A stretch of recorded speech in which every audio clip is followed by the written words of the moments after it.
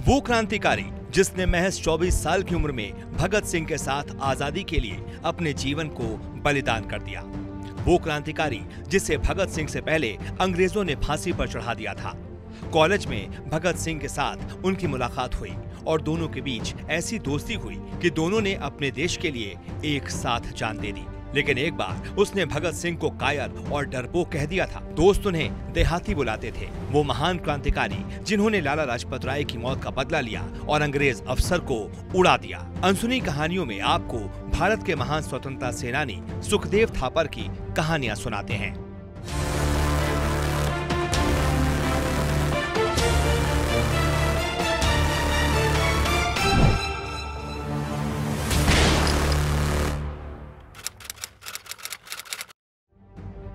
सुखदेव और भगत सिंह में गहरी दोस्ती थी। नेशनल कॉलेज में पढ़ाई के दौरान दोनों की मुलाकात हुई थी। इसके बाद दोनों के बीच ऐसी दोस्ती हुई कि आजादी की लड़ाई साथ लड़ी। लाला लाजपत राय की मौत का बदला एक साथ लिया और फांसी के फंदे पर एक साथ चढ़ गए। 15 मई 1907 को सुखदेव का जन्म लुधियाना में हुआ। उनके पिता का नाम रामलाल और माता का नाम लल्ली देवी था। जब सुखदेव छोटे थे तो उनके पिता का निधन हो गया, जिसके बाद उनका पालन पोषण ताऊ लाला अचिंत राम ने किया। बचपन से ही सुखदेव में कुछ कर गुजरने की चाहत थी। 1919 में जब जनरल डायर ने जलियांवाला बाग को भारतीयों के खून से लाल कर दिया तो 12 साल के सुखदेव के जीवन पर इसका काफी प्रभाव पड़ा। ब्रिटिश अत्याचारों को देखकर सुखदेव का खून खौल जाता था। उन्होंने ठान लिया कि अंग्रेजों से अत्याचारों का बदला लिया जाएगा। लायलपुर के सनातन धर्म हाई स्कूल से सुखदेव लाहौर के नेशनल कॉलेज पहुंचे, जहां उनकी मुलाकात भगत सिंह से हुई। खास बात यह है कि जब जलियांवाला बाग नरसंहार हुआ था तब भगत सिंह और सुखदेव दोनों की उम्र 12 साल थी। दोनों क्रांतिकारियों का जन्म 1907 में ही हुआ था। जलियांवाला बाग नरसंहार का दोनों के मन पर खूब प्रभाव पड़ा। कॉलेज में दोनों को क्रांतिकारी बनने के लिए बढ़िया माहौल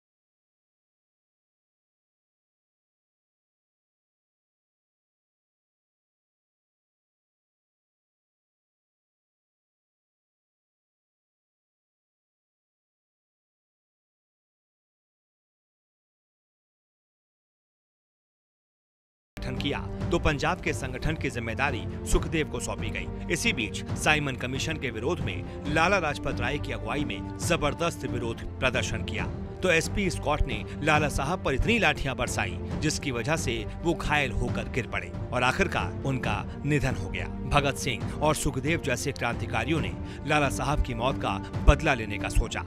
लाहौर में क्रांतिकारियों की बैठक हुई जिसकी अगुवाई दुर्गा भाभी ने की, जो महान क्रांतिकारी भगवती चरण बोहरा की पत्नी थी। बैठक में भगत सिंह, सुखदेव, राजगुरु, चंद्रशेखर शामिल हुए। दुर्गा भाभी ने ऐलान कर दिया कि लाला लाजपत राय की मौत का बदला उन पर लाठीचार्ज करने वाले जेम्स स्कॉट की हत्या करके लिया जाएगा। सभी ने एक स्वर में इसकी हामी भर दी।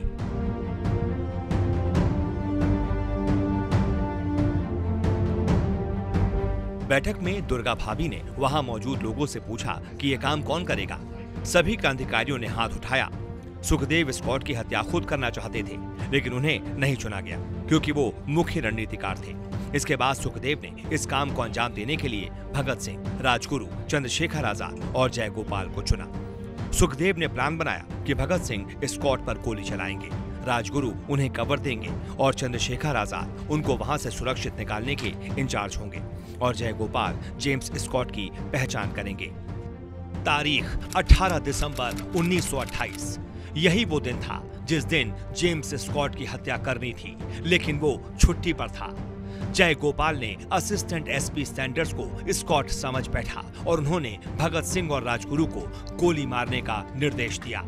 दोनों क्रांतिकारियों ने सैंडर्स की हत्या कर दी। सैंडर्स की हत्या के बाद भगत सिंह और राजगुरु का लाहौर से निकलना मुश्किल हो गया था, लेकिन सुखदेव ने अचूक प्लान तैयार कर रखा था। सुखदेव ने प्लान तैयार किया था कि भगत सिंह देहरादून एक्सप्रेस से कलकत्ता के लिए रवाना होंगे। सुखदेव ने तय किया कि भगत सिंह दुर्गा देवी के पति के तौर पर यात्रा करेंगे। यात्रा के दौरान दुर्गा देवी का नाम सुजाता होगा और भगत सिंह का नाम रंजीत होगा। ये भी तय किया गया कि दुर्गा भाभी का 3 साल का बेटा सचिन भी उनके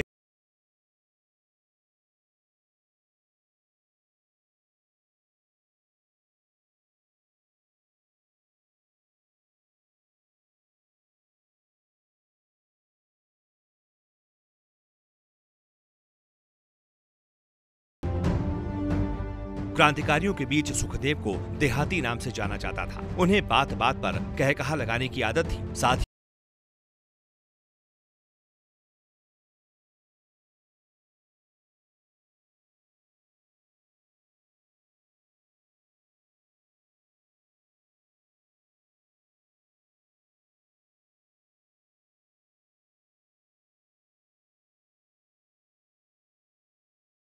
बकौल शिव वर्मा, लाहौर जेल में भूख हड़ताल के दौरान हम सबकी पिटाई हो रही थी। डॉक्टर हम सबको जबरदस्ती दूध पिलाना चाह रहे थे। जेल अधीक्षक ने सुखदेव की कोठरी खुलवाई। जैसे ही कोठरी खुली, उन्होंने बाहर दौड़ लगा दी। 10 दिनों तक भूखे रहने के बावजूद वो इतना तेज दौड़े कि उन्हें पकड़ना मुश्किल हो गया। बड़ी मुश्किल से जब उन्हें पकड़ा गया तो उन्होंने कुछ सिपाहियों की पिटाई कर दी और कुछ को दांतों से काट लिया। डॉक्टरों के पास भेजने से पहले जेल के स्टाफ ने उनकी बहुत पिटाई की। पीटे जाने के बावजूद वो मुस्कुराते रहे। जब पुलिस वालों ने उन्हें जबरदस्ती लिटाकर दूध पिलाने की कोशिश की तो उन्होंने अपने पैर चलाने शुरू कर दिए। जब इंस्पेक्टर उनके बहुत नजदीक आ गया तो उन्होंने किसी तरह अपना पैर छुड़ाकर उसे इतनी जोर से मारा कि वो 2 गज पीछे जा गिरा। इस बीच सुखदेव लगातार मुस्कुराते रहे। दरअसल सैंडर्स हत्याकांड मामले, जिसे लाहौर षड्यंत्र के नाम से जाना जाता है, इस मामले में सुखदेव को सह आरोपी बनाया गया था। 15 अप्रैल 1929 को सुखदेव, किशोरी लाल और कई अन्य क्रांतिकारियों की गिरफ्तारी हुई। ये गिरफ्तारी लाहौर में एक बम बनाने की फैक्ट्री से हुई थी। गिरफ्तारी के बाद उन्हें लाहौर जेल में डाल दिया गया। जेल में कैदियों के साथ अंग्रेजी हुकूमत अमानवीय व्यवहार करती और खराब खाना दिया जाता, ऐसा खाना जिसे जानवर भी न खा पाए। आखिरकार क्रांतिकारियों ने 13 जुलाई 1929 से भूख हड़ताल शुरू कर दी। ये हड़ताल 63 दिनों तक चली। हड़ताल में क्रांतिकारी जतीन्द्र नाथ दास शहीद हो गए। इससे क्रांतिकारियों में भयंकर आक्रोश फैल गया। कैदियों ने आमरण अनशन शुरू कर दिया। सुखदेव, भगत सिंह, राजगुरु की अगुवाई में सभी क्रांतिकारी खाने के बर्तनों को बजाकर जेल में मेरा रंग दे बसंती चोला गीत गाया करते थे।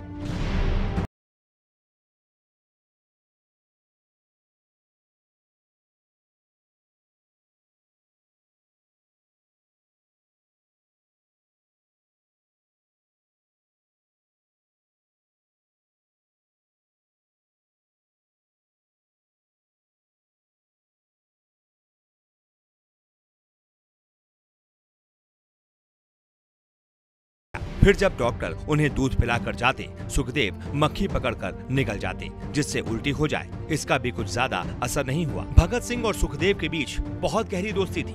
जब भी दोनों मिलते थे, एक दूसरे को जोर से गले लगाते थे और घंटों बातें किया करते थे। लेकिन एक बार सुखदेव भगत सिंह पर गुस्सा हो गए और उन्हें कायर, डरपोक तक कह दिया था।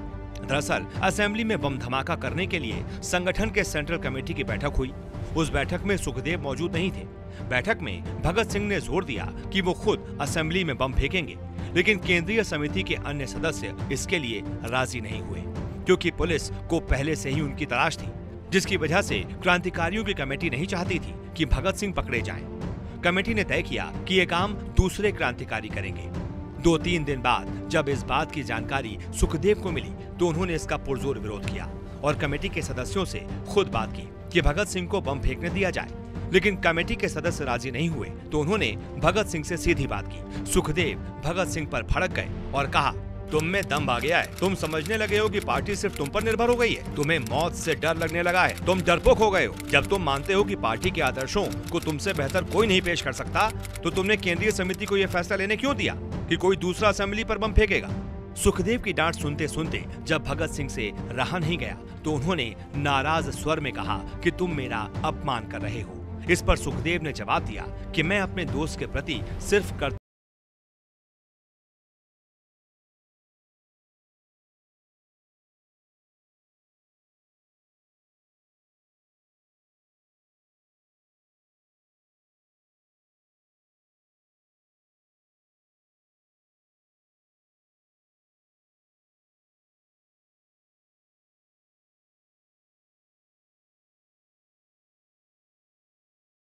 लिखा, जब सुखदेव अगले दिन लाहौर पहुंचे तो उनकी आंखें सूजी हुई थी। शायद वो रोते रहे थे। उन्होंने किसी से बात नहीं की, लेकिन वो अंदर से हिले हुए थे। उन्होंने अपने सबसे प्रिय मित्र से अपना लक्ष्य हासिल करने के लिए कहा था। उनको पता था कि गिरफ्तार होने के बाद भगत सिंह का जीवित जेल से बाहर आना लगभग असंभव था। सुखदेव ने अपने जिगरी दोस्त भगत सिंह को असेंबली में धमाका करने के लिए चयनित करवाया तो कई लोगों ने सुखदेव को कठोर दिल का भी कहा और यहाँ तक कहा कि उन्होंने अपने दोस्त भगत सिंह को मौत के मुंह में भेज दिया। खैर, भगत सिंह ने बटुकेश्वर दत्त के साथ असेंबली में धमाका किया और अपनी गिरफ्तारी दी। भगत सिंह की गिरफ्तारी के बाद सुखदेव बंद कमरे में खूब रोए थे। उन्हें पता था कि उन्होंने अपने सबसे प्यारे दोस्त को कुर्बान कर दिया। हालांकि भगत सिंह की गिरफ्तारी के कुछ समय बाद लाहौर में एक बम बनाने की फैक्ट्री से सुखदेव की गिरफ्तारी हुई। लाहौर जेल में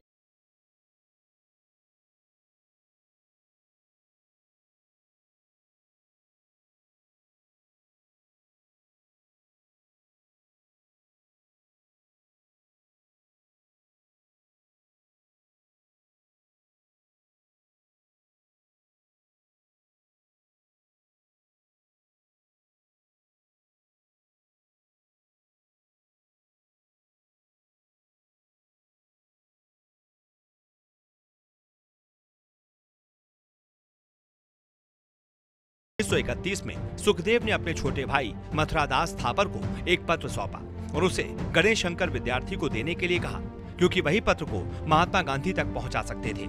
पत्र गांधी जी तक पहुंचता तब तक सुखदेव, भगत सिंह और राजगुरु को फांसी हो चुकी थी। किसी तरह पत्र महात्मा गांधी तक पहुंचा।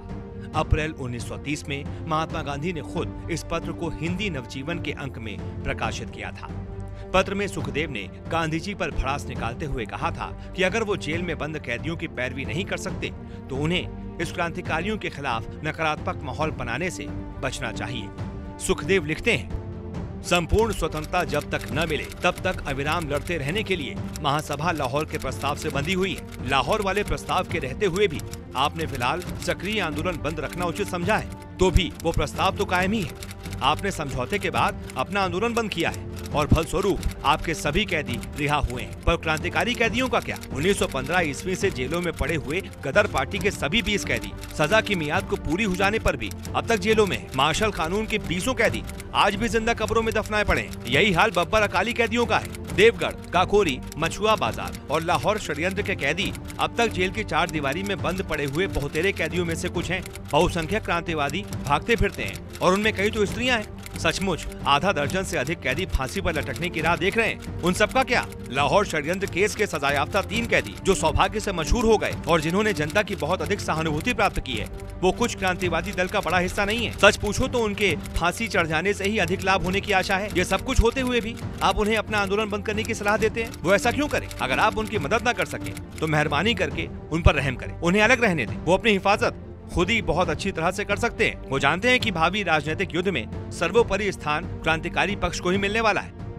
सुखदेव बचपन से ही जिद्दी थे। पढ़ाई के दौरान उन्होंने अपने बाएं हाथ पर ओम और अपना नाम गुदवाया था, लेकिन क्रांतिकारी बनने के बाद उन्हें समझ में आ गया कि इसकी वजह से वो पकड़े भी जा सकते हैं। भूमिगत होने के दौरान जब वो आगरा में थे तब उन्होंने बम बनाने के लिए रखे गए नाइट्रिक एसिड को अपने गोदने पर डाल दिया, जिससे छाले पड़ गए। हालांकि जब चंद्रशेखर आजाद और भगत सिंह को इसकी जानकारी हुई तो उन्होंने उनकी जमकर क्लास लगाई। गोदने वाली जगह पर नाइट्रिक एसिड डालने की वजह से उन्हें तेज बुखार आ गया था, लेकिन उन्होंने किसी को नहीं बताया। अगले दिन जब नहाने के लिए उन्होंने अपनी कमीज उतारी तब साथियों को इसकी जानकारी हुई। भगत सिंह और चंद्रशेखर ने उन्हें जमकर फटकार लगाई तो सुखदेव ने हंसते हुए कहा, मैं अपना परिचय मिटा रहा था और ये भी देखना चाह रहा था कि तेजाब से कितनी जलन होती है। साथियों के लाख समझाने के बाद भी उन्होंने मरहम नहीं लगाया। हालांकि तेजाब डालने के बावजूद उनके नाम का एक हिस्सा मिटने से रह गया था। सुखदेव दुर्गा भाभी के घर गए। दुर्गा भाभी खाना बनाने किचन में थीं, तो वो एक कमरे में बैठकर मोमबत्ती से हाथ पर नाम वाली जगह को जला रहे थे, क्योंकि वो गोदने को पूरी तरह से मिटा देना चाहते थे। जब कमरे से काफी देर तक आवाज नहीं आई तो दुर्गा भाभी कमरे में गईं। उन्होंने जो देखा वो हैरान रह गईं। उन्होंने दौड़कर मोमबत्ती बुझा दी और जमकर डांट लगाई। भाभी की डांट के बाद सुखदेव कुछ नहीं बोले, बस मुस्कुरा दिया। सुखदेव की अनसुनी कहानियों में हम उस हिस्से की तरफ बढ़ गए हैं जिस घटना ने सभी भारतीयों की आंख में सैलाब भर दिया था। दिल में क्रांति की लौ जला दी थी। तारीख थी 23 मार्च 1931। यही वो तारीख थी जिस दिन सुखदेव को भगत सिंह राजगुरु के साथ फांसी पर चढ़ाया गया था। लेकिन फांसी के फंदे पर चढ़ने से पहले इन तीनों क्रांतिकारियों ने अंग्रेजी हुकूमत में आखिरी कील ठोक दी थी। अपने जीवन का बलिदान देकर भारत के इन महान सपूतों ने सभी के अंदर क्रांति भर दी थी।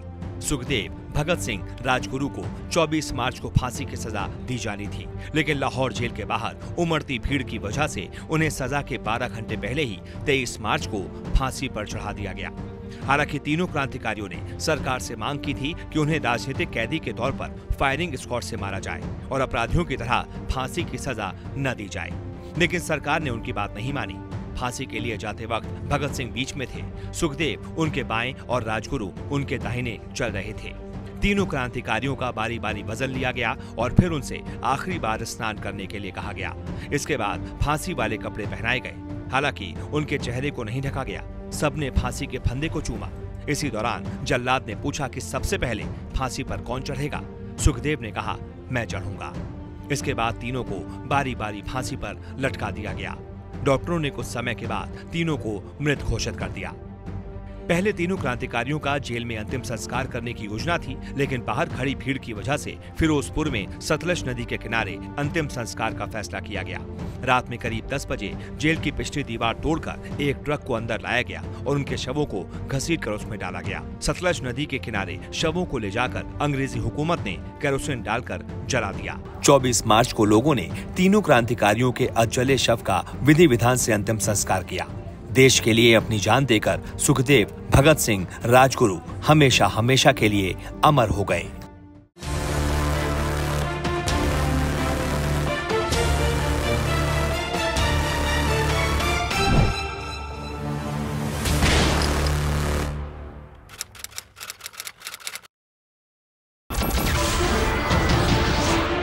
नमस्कार, मैं हूं मानक गुप्ता।